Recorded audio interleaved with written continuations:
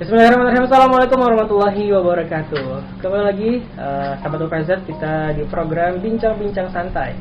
Kali ini kita sudah bersama dengan narasumber kita, ada Hardianti dari Pendidikan Dokter Angkatan 2018. Kita sapa dulu. Assalamualaikum Hardianti. Waalaikumsalam warahmatullahi wabarakatuh, Bang. Gimana kabarnya, sehat ya? Alhamdulillah sehat. Alhamdulillah. Kuliah lancar ya? Alhamdulillah lancar, Bang. Alhamdulillah. Dan hari ini seperti biasa, kalau di episode sebelumnya kita sudah bersama dengan Muhammad Rusnul Iksan berbincang mengenai kiat asyik menghafal Al-Quran. Kali ini narasumber kita seorang perempuan ya, juga bakal berbincang mengenai kiat-kiat untuk bisa menghafal Al-Quran. Sahabat UPZ ya. Baik, mungkin langsung saja nih Hardianti, atau panggilan kamu tadi apa? Kalau biasa dipanggil Ayang. Ayang ya, iya. Nah, Bang panggilnya Ayang aja atau Hardianti aja nih? Mana yang abang suka aja, Bang? Oke. Baik, Ayang, ini sebagai seorang penghafal Quran ini tentunya memiliki rintangan-rintangan tersendiri, dan tentunya nggak mudah ya bisa menyelesaikan hafalan sampai 30 juz Al-Quran. Nah, bagi Ayang sendiri ini apa sih yang melatar belakangi seorang Hardianti ya ingin menghafal Al-Quran? Baik, bismillahirrahmanirrahim. Yang melatar belakangi Ayang untuk bisa menghafal Quran adalah pertama kali cita-cita. Nah, kalau kita selama di dunia ini memiliki cita-cita, tentu kita akan berusaha untuk menggapainya. Jadi cita-cita Ayang adalah menjadi keluarga Allah di muka bumi ini nih, Bang. Jadi di muka bumi ini ada keluarga Allah, yaitu para penjaga kalam Allah gitu, Bang. Nah, yang mana kalau kita menjadi penghafal Quran, dengan itu Al-Quran menjadi pengingat kita gitu, Bang. Nah, itu yang membuat Ayang ingin menjadi keluarga Allah dengan menghafal Al-Quran, karena janji Allah itu pasti, Bang. Kalau menghafal Quran pasti akan Allah angkat derajatnya. Bahkan di surga, Bang, ada surga khusus bagi orang yang menghafal Quran, dan derajatnya itu lebih tinggi gitu, Bang. Yang ingin mencapai derajat itu dengan cara menjadi seorang penghafal Quran. Nah, Masya Allah sekali nih, ceritanya sungguh mulia nih sahabat UPZ ya. Ini bisa dicontoh nih buat teman-teman yang menonton ini pada hari ini ya. Bisa menjadi suri teladan juga nih Hardianti pada hari ini ya. Nah, Hardianti sebagai seorang penghafal Quran tentunya juga perlu nih ada seorang yang menyupport kita. Kalau dari Hardianti sendiri, ini siapa sih yang bisa menyupport Hardianti dan sebagai support sistemnya agar semangat terus nih biar selesai 30 juznya? Baik ya, Bang, yang menjadi penyemangat. Nah, bagi yang menjadi penyemangat itu adalah orang tua nih, Bang. Karena orang tua semangat menyekolahkan ke agama, dan orang tua juga semangat kalau seandainya kita menghafal Quran gitu, Bang.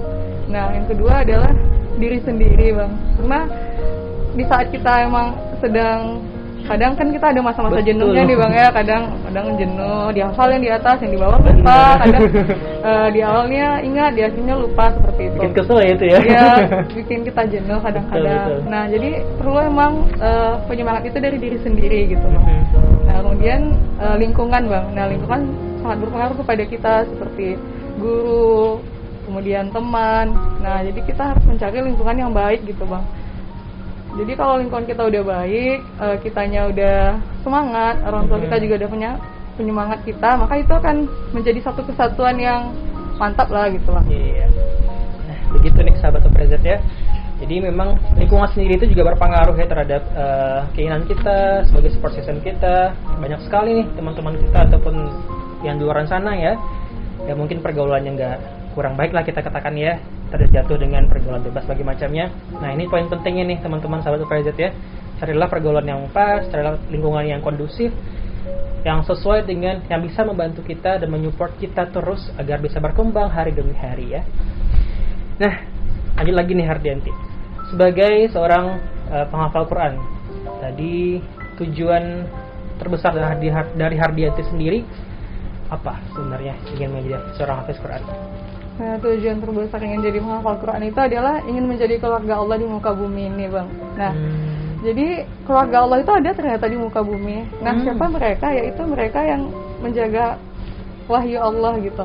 Mereka yang menghafal Al-Quran dan mereka yang mengamalkannya. Nah, walaupun ini berat, namun kita harus yakin gitu, Bang. Kita pasti bisa gitu. Ya. Karena menjadi keluarga Allah, tentunya Allah akan mencintai. Nah, ketika Allah mencintai kita, semua yang ada di langit, yang ada di bumi itu turut serta mendoakan kita gitu, Bang. Ya Allah, Masya Allah, siapa yang tidak senang gitu didoakan oleh penduduk langit dan penduduk bumi. Nah, kemudian yang kedua adalah ingin membahagiakan orang tua nih, Bang. Nah, karena kalau Hardianti jadi presiden, belum tentu Hardianti nih bisa bahagiain orang tua Hardianti. Iya. Nah, tapi kalau Hardianti menjadi seorang penghafal Al-Quran, sudah pasti, Bang, ya. Karena dengan menghafal Al-Quran, kita akan memberikan mahkota kemuliaan kepada orang tua kita, Bang, kelak di akhirat. Nah, itulah Hardianti ingin sekali menjadi penghafal Al-Quran, karena dengan menghafal Al-Quran Hardianti bisa memberikan sebaik-baik amal kepada orang tua Hardianti gitu, Bang. Masya Allah sekali nih ya, sahabat Upazet ya. Mulia sekali cita-cita seorang Hardianti nih ya. Tadi pengen jadi keluarga Allah dan juga pengen memberikan mahkota kepada kedua orang tua nanti di akhirat kelak ya. Insya Allah sekali. Semoga nanti ini terciprat ya ke kita-kita yang menonton pada hari ini. Nah, mungkin bisa dibagikan sedikit nih Hardianti kepada teman-teman kita yang menonton pada hari ini. Bagaimana tips kiat-kiatnya, cara asyiknya untuk bisa menjadi seorang hafiz Al-Quran ini? Nah, baik. Yang pertama, kiat-kiat asik dalam menghafal Al-Quran atau menjadi seorang menghafal Al-Quran.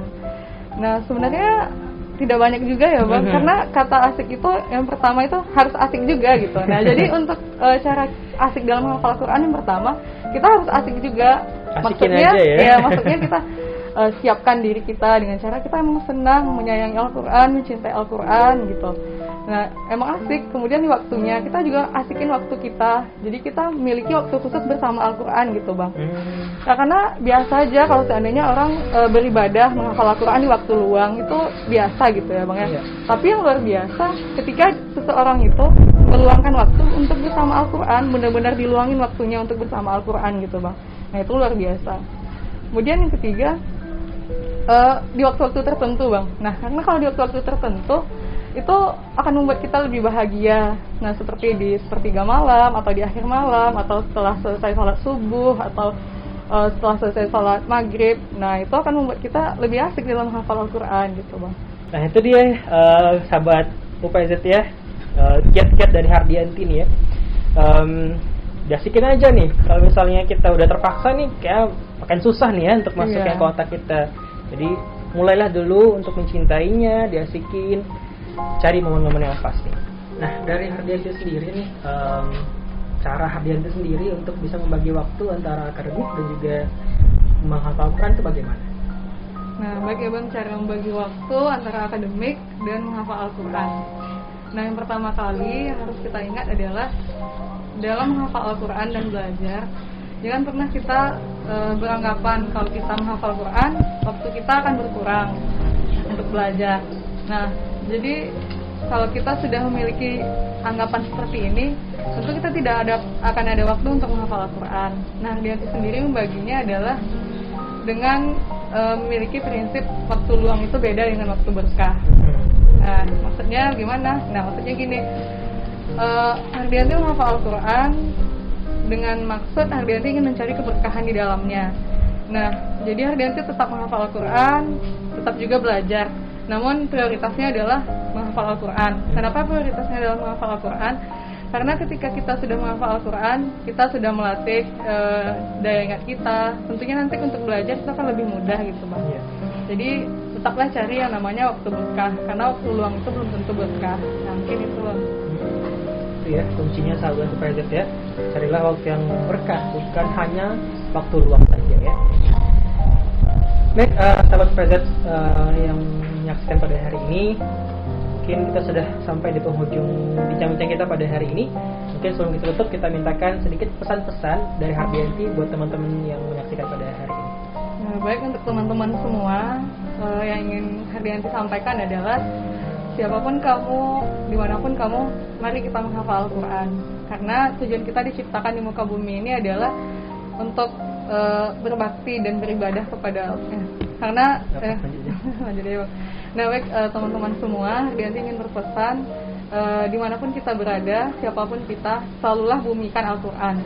Karena Al-Quran adalah petunjuk hidup kita. Kalau kita sudah benar-benar memahami dalam diri kita bahwasanya Al-Quran itu petunjuk, maka kita akan mendekati petunjuk itu. Nah, kemudian cara untuk asik dalam hafal Al-Quran nih, Hardianti ingin berpesan, caranya adalah asikin aja. Nah, jadi asikin dirinya dengan cara memberikan kenyamanan terhadap diri sendiri, kemudian memberikan waktu yang nyaman, kemudian lingkungan yang nyaman juga. Nah, kemudian caranya adalah tidak hanya menghafal Al-Quran itu di waktu luang, namun juga meluangkan waktu untuk menghafal Al-Quran.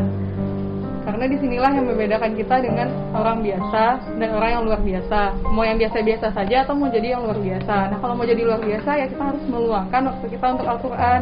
Kita luangkan setelah sholat maghrib, kita luangkan di sepertiga malam atau setelah sholat subuh. Nah, itu pilihan ada di kita. Kemudian jangan pernah berpikir bahwasanya Al-Quran ini susah untuk dihafal.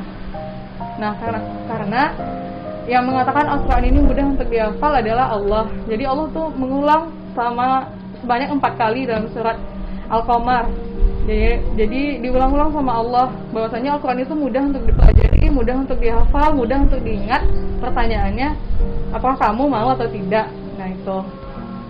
Kemudian yang terakhir adalah apapun yang terjadi dalam hidup kita, tempat kembali yang paling baik itu adalah Al-Quran. Nah, selalu sisakan, ruangkan hati kita itu untuk Al-Quran. Kalau sudah ada ruang untuk Al-Quran, maka hidup kita tidak akan pernah susah, tidak akan pernah gundah atau gegana, gelisah, galau merana.